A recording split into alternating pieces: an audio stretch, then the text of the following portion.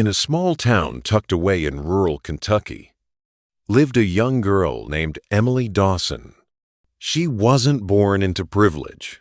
In fact, she grew up in a trailer park with a mother who worked 2 jobs and a father who walked out before she could say the word Dad. Emily was quiet. She didn't wear the latest clothes or carry the newest phone.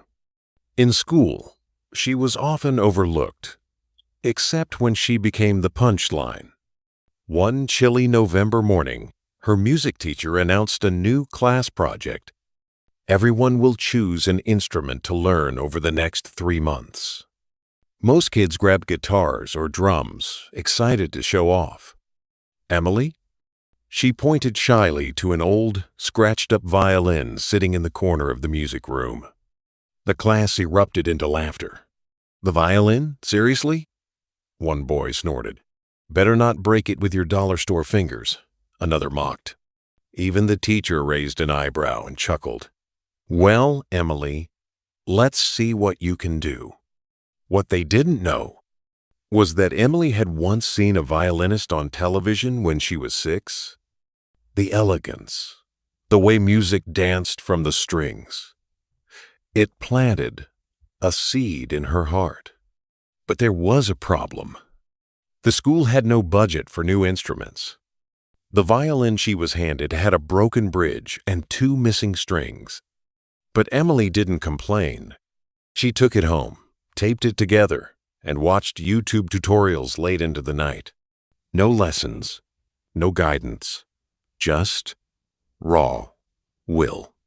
And every night, when the world fell asleep, she practiced. Sometimes her fingers bled. Sometimes she cried. But she never stopped. Weeks turned into months. Then came the school's spring recital. The auditorium was packed. Parents, teachers, students. Emily walked on stage in hand-me-down shoes, holding her beaten-up violin. Whispers filled the room. Some students giggled. "She's actually going to play that thing?" The lights dimmed. Emily closed her eyes. And then she played. Not just notes, but emotion, power, grace. The music soared. The auditorium fell silent. By the time she finished, tears rolled down cheeks, including the teacher who once laughed at her. There was no applause at first, just stunned silence. And then, a standing ovation. That performance changed everything. Emily was offered a scholarship to a prestigious music academy in New York. She went on to perform in symphonies across the world.